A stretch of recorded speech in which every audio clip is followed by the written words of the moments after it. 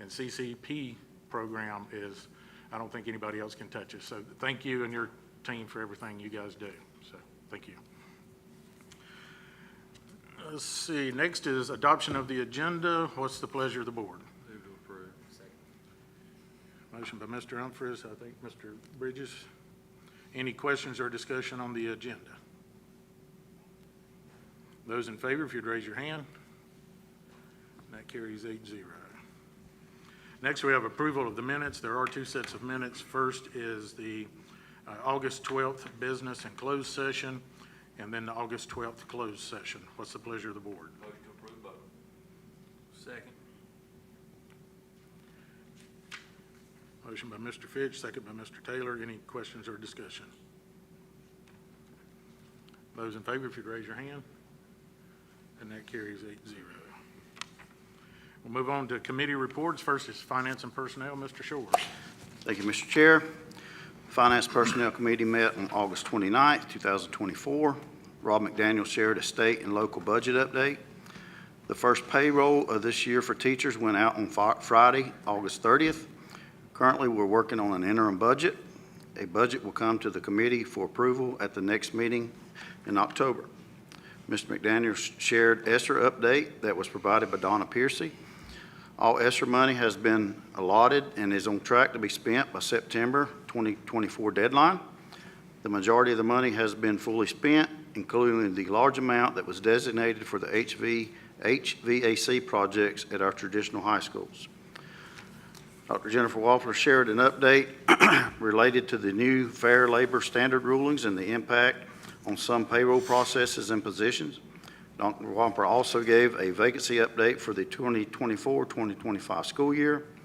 We started the year with a teacher in every classroom, but are still looking for additional middle school math teachers, athletic trainers, and EC teachers and staff. Dr. Fisher shared that we will have an increase in our English as a second language population. We're working to meet the needs of these students with additional resources. Dr. Fisher and Mr. McDaniel shared that our external audit was completed and we're waiting on a final report. The auditor has reported that no issues were noted, so we anticipate another good audit. With no new business, the Finance Committee adjourned. The next meeting will be Thursday, October 3rd at 10:30 a.m. Thank you, Mr. Shores. We do have one action item, our standard personnel report and substitute list. And Mr. Humphries, I think you need to be recused on that one, correct?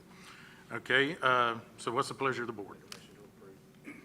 Motion by Mr. Bridges, second by Mr. Grigg.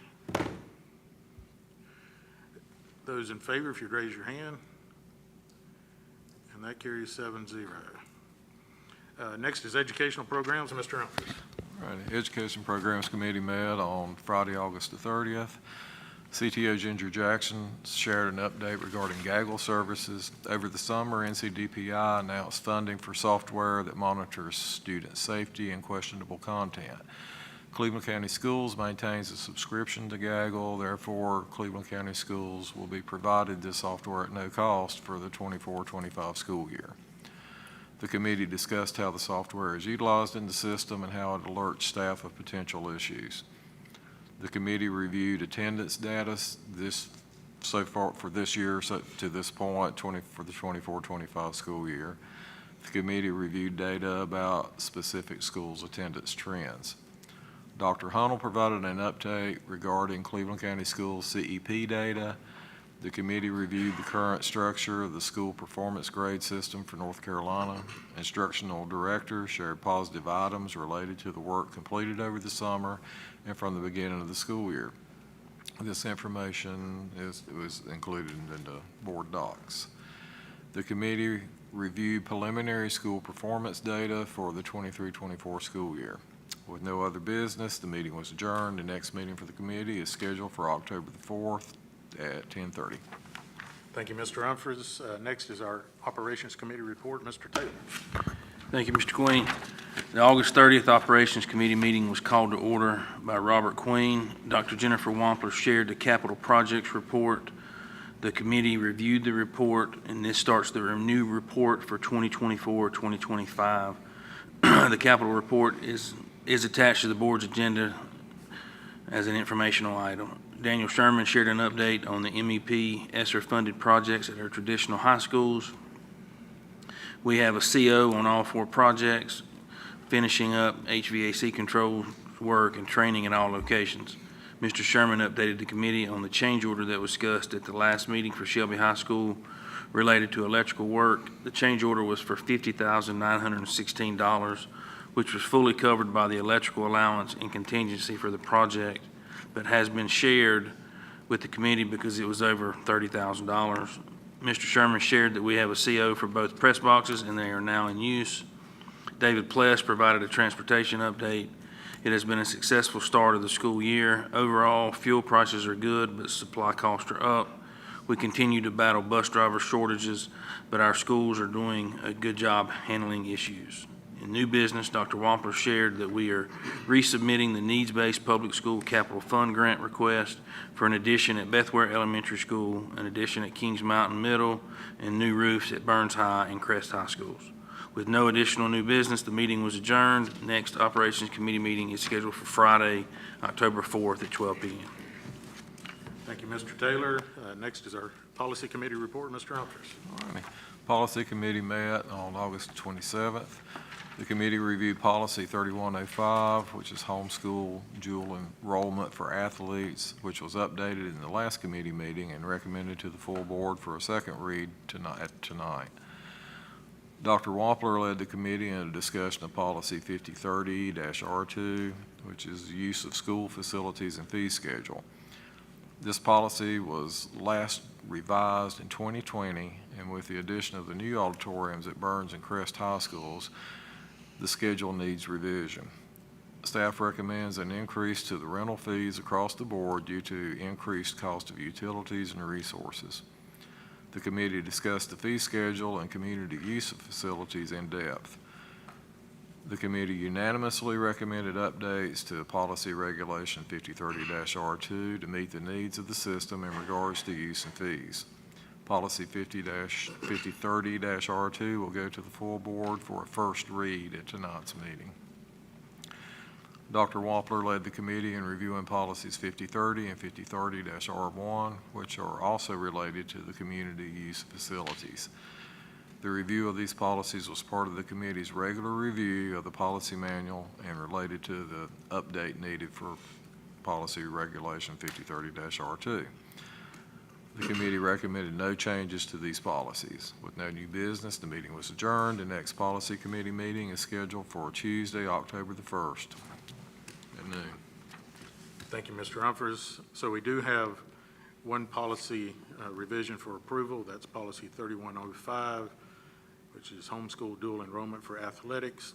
This comes from committee recommended for approval. Are there any questions or discussion? Those in favor, if you'd raise your hand. And that carries 8-0. And as a reminder, there is one policy for first read. That's Policy 5030-R2. That's the fee schedule for use of school facilities. So there are quite a few revisions to that, so I recommend folks take a look at that on board docs. Next committee report, Safety Committee. Mr. Fitch. Thank you, Mr. Chair. Safety Committee meeting was called to order. Mr. Rodney Borders gave a brief update on the School Resource Officer Safety Grant. The grant was originally due on August the 30th, but the date has been extended to September the 3rd. Mr. Borders and Sandy Hamrick are working to put the final touches on the grant. The grant is for resource officers only. The grant will be submitted prior to the deadline. The discussion on school IDs for middle school and high school students was tabled for a future meeting. Titus Hopper presented to the committee information from Cleveland County Schools dropout prevention efforts. Mr. Hopper connected to the work of engaging students and preventing dropouts to school and community safety. Dr. Hopper stated that kids are safer when they are in schools and kids are least likely to drop out when they are surrounded by people who believe in them. Dr. Hopper emphasized the importance of all adults connecting with students in our schools. David Pless provided an update for safety protocols being implemented at our athletic events. Mr. Pless stated that our new walk-through metal detectors are being used for those events and highlighted ongoing work to establish best practices for safety at heavily attended events such as Friday night football. The Sheriff's Office shared some feedback from the Cleveland County Jamboree and Football Week 1. Mr. Pless and our SRO team will continue to work on refining this process.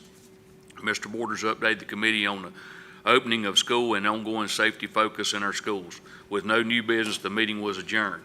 The next safety committee meeting is scheduled for Tuesday, October the 1st at 12 noon. Thank you, Mr. Fitch. Next is our superintendent's update, Dr. Fisher.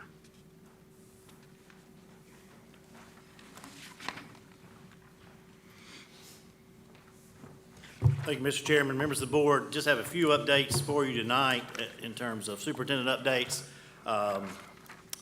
First update, and you've seen this data, is some good news in terms of enrollment.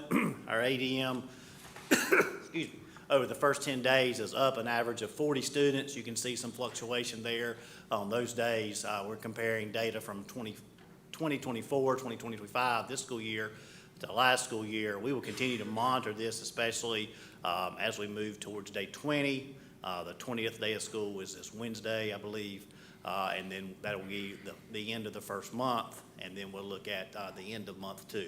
It's really important to look at funding and allotments and everything from the state in terms of our ADM. But this is a good sign. We would love to be up even more, but a positive growth is really good for our school system. Some dates for you. First, let me just emphasize the wonderful school visit we had today at Crest High School. Had the opportunity to walk in many CTE classrooms and just a reoccurring theme of our staff working hard to prepare students for the post-secondary future. So a really positive visit there. We were able to have some of our commissioners on that visit as well, and so we really appreciate everyone's attendance there. Just a couple upcoming events for your next really month. Tomorrow night, our Outstanding Educators Banquet. We will announce our District Teacher of the Year, Teacher Assistant of the Year, Principal of the Year, as we've normally done. We also have 8 other of the year awards that'll be announced tomorrow night, so we hope that you'll attend that event at Turkey Ridge tomorrow night. You've got an invitation, a couple invitations sent to you via email. Something new for this year is Ready to Read Night. That is this Thursday. Dr. Parker and our elementary team are putting together Ready to Read Night. It's over in staff development. I think it began, Dr. Parker, 6 o'clock, 5 o'clock. 5 o'clock, have the opportunity to come over. This is designed for kindergarten parents and kindergarten students, really an emphasis on literacy. We appreciate the work that's gone on to that. Our Circle of Honor recognition is where we recognize retention. That night we will recognize folks that have been employed 20, 25, and 30 years. That's a great event, so make sure that's on your calendar. That is at the LeGrand. Parent-teacher conferences are scheduled for Thursday, September 26th. As tradition, that is an early release day, so parent-teacher conferences that day. It's hard to believe we're already there. When I looked at that over the weekend, I'm like, surely not. We're not already at parent-teacher conferences in the next couple of weeks, but we are. That's halfway through this first 9 weeks. We have a teacher work day on Friday, September 27th. As the calendar turns to October, October 3rd is the Cleveland County Educational Foundation Golf Tournament.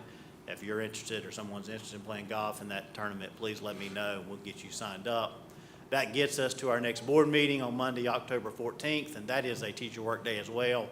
So our board visit for that week is scheduled for this Thursday at the early college. That'll be in conjunction with the early college and the community college, looking at the work we're doing at the early college and some of our busing option there on their campus. So that is a change from the normal Monday morning visit, but that is a Thursday morning visit to accommodate since we have teacher work day on Monday, October 17th.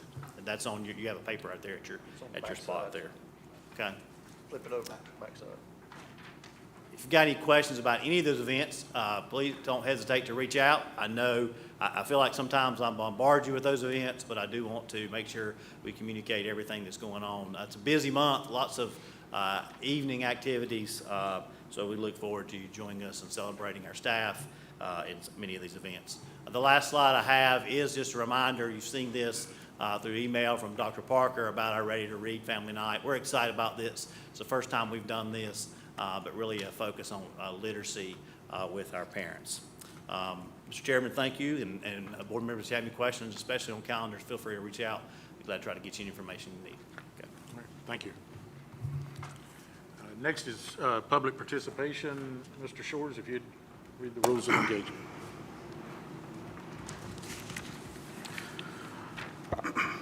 Public comments should not address any specific confidential student or personnel matter. Specific concerns related to confidential student or personnel matters should be directed to the superintendent or designee. Comments must be relevant to matters that are within the authority of the board. Speakers shall refrain from personal attacks or threats directed towards staff, elected board members, or members of the public. Speakers shall be courteous in their language and in presentations. Insults, profanity, use of vulgar language or gestures or other inappropriate behavior are not allowed. The board vests in its chair or the presiding officer's authority to terminate the remarks of any individual when he or she does not adhere to the rules established above. Any person who willfully interrupts or disturbs a board meeting may be directed to leave the meeting by presiding officer. Any person who refuses to leave may be prosecuted for disrupting a public meeting. Persons appear before the board are reminded as a point of information that the members of the Cleveland County Board of Education are without authority to act independently as individuals in official matters. Immediate answers are not generally possible and must be deferred pending investigation and consideration by the full board. Thank you, Mr. Shores. We do have two speakers tonight. First is Rod Powell.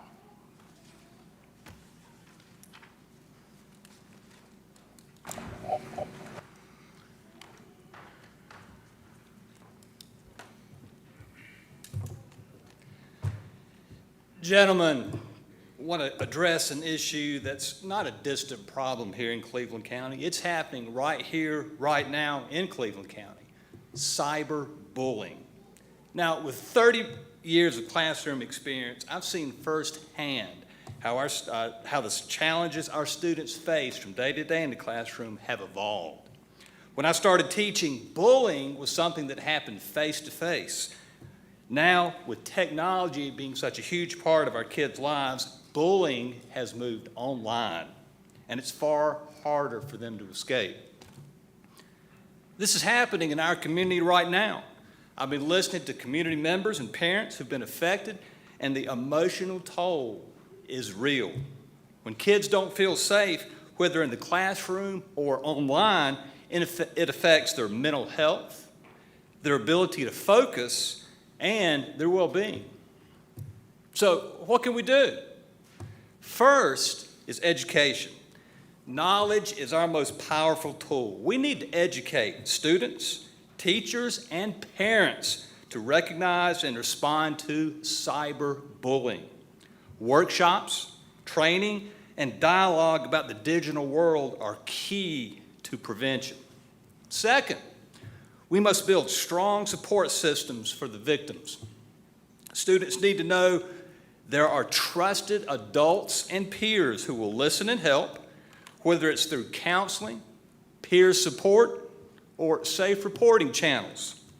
Third, clear policies with clear consequences must be in place.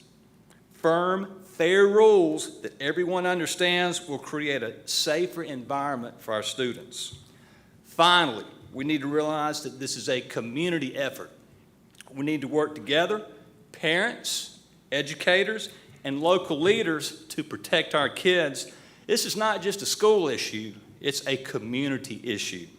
Now, I'm running for school board because I'm passionate about working with young people, and I'm committed to using my experience to protect our children from cyberbullying. Thank you. Thank you. Next is Jeannie Barrett.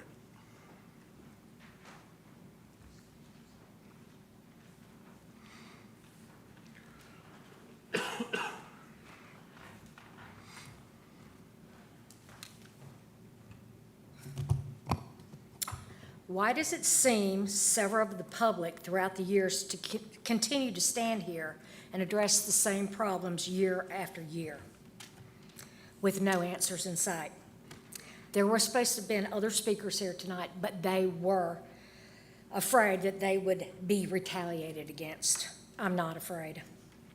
Bullying exists, student bullying exists. Higher-ups in the county bully parents and employees. If you are an outspoken employee, everything that can be done will be done to shut them up.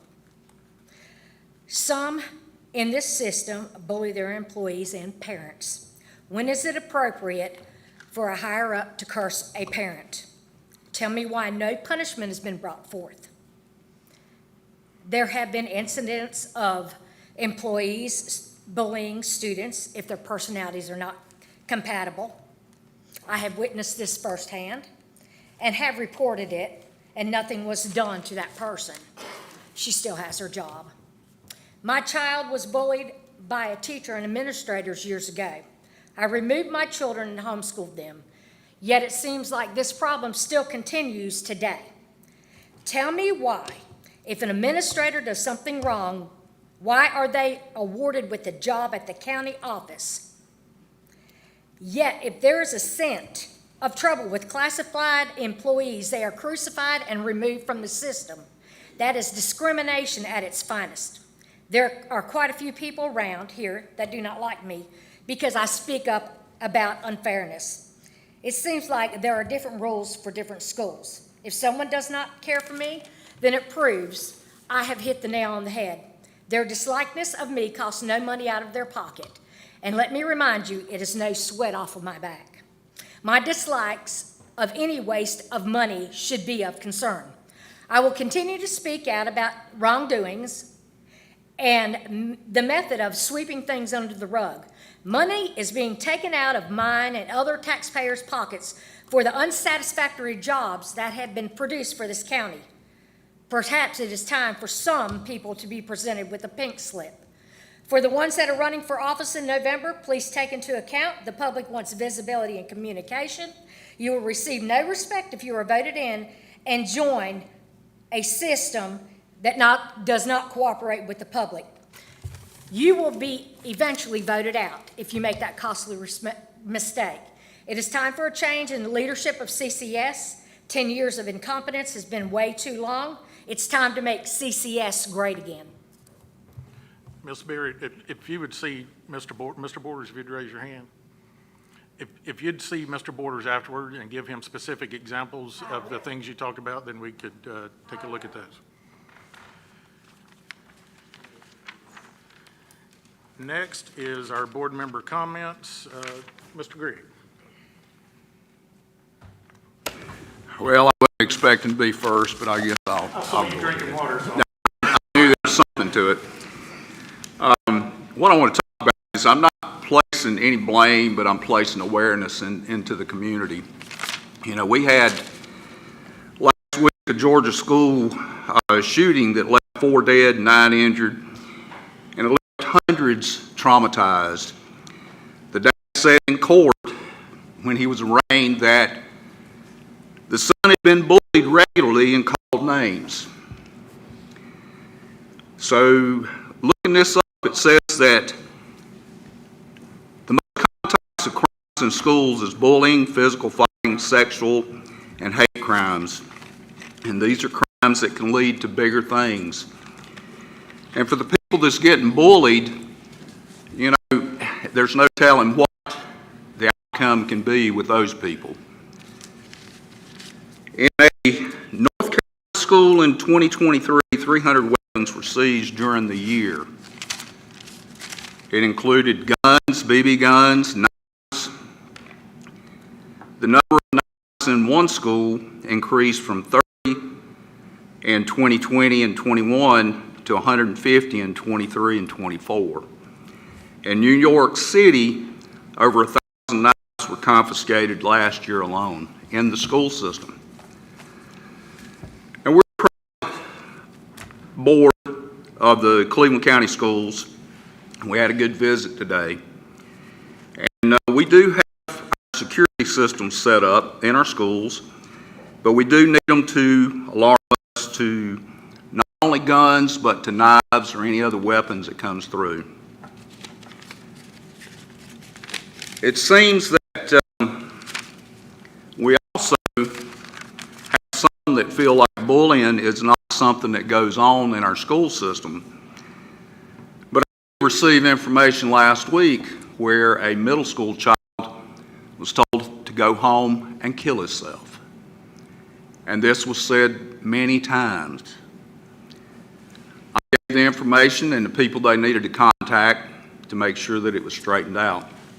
But the father was told to mail in or email a complaint to the principal. Now, in that time it takes to do that, this child could have killed himself. So I think we need to adjust our ways of handling certain situations when it comes to bullying.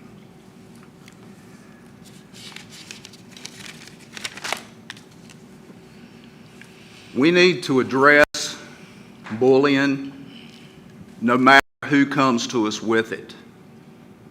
You know, whether you want to believe they did it, don't want to believe they did it, we need to address it, and we need to address it head on. If not, just remember that Georgia was 170 miles from here. The same thing that happened in Georgia can happen here in Cleveland County, and don't think it can't. Thank you. Mr. Bridges? Mr. Taylor? Mr. Shores?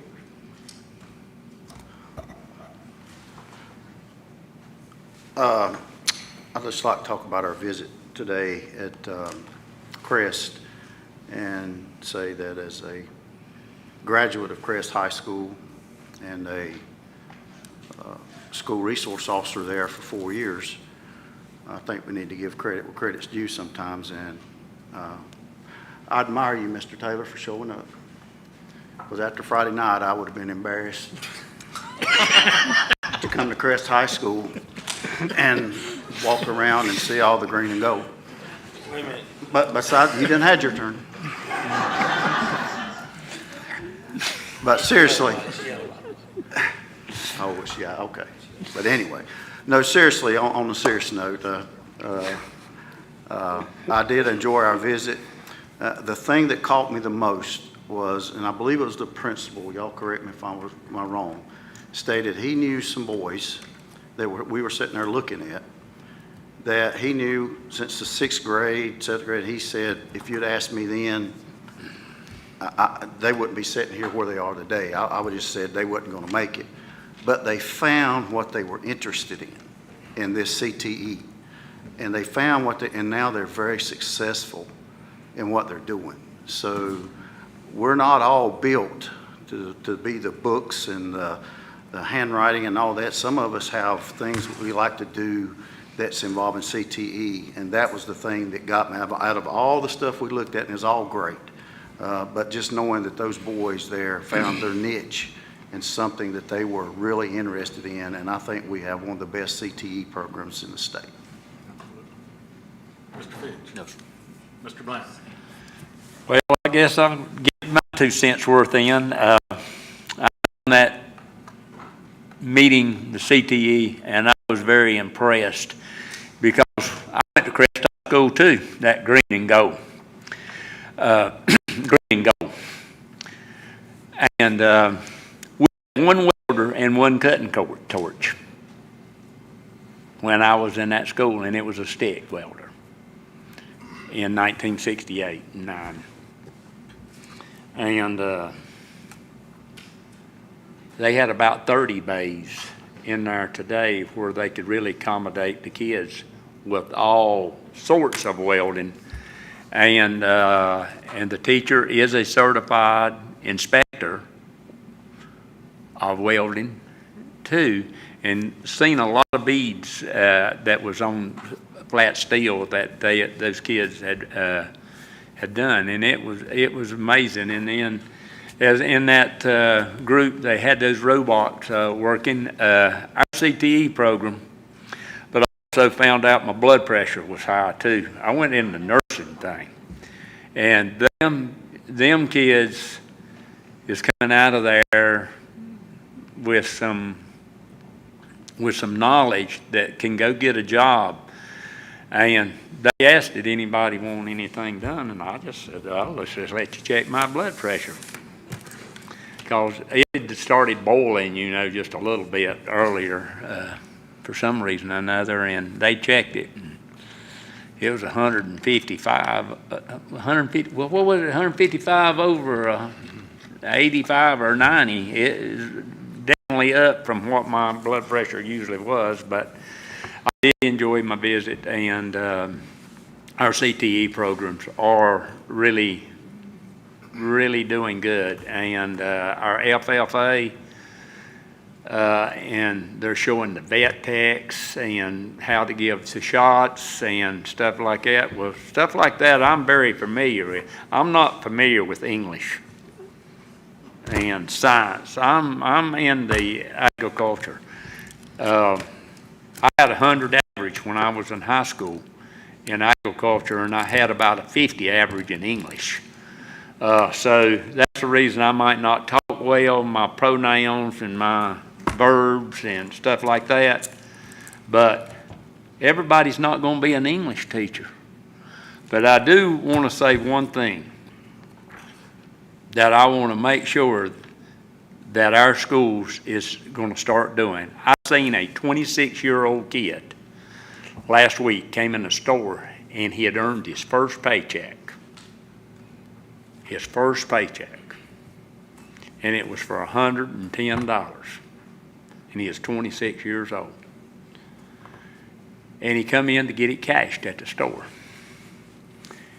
And the store attendant said, "Would you please sign this? You got to sign the back of the check." Well, you know what he did? He turned that check over to the back, and he wrote all the way across the whole back. Or he tried to print his name. 26 years old. I knew this guy. I had no idea that he couldn't hardly print, write, and he did graduate from school. And she said, "I can't accept that way. You got to do it up here in this little block where it says sign." And he turned it up. He turned that, and he tried to put his name out there. So we got some classes at our schools is going to start teaching some people how to write a check and sign their name when they walk across that stage. They can do that. Thank you.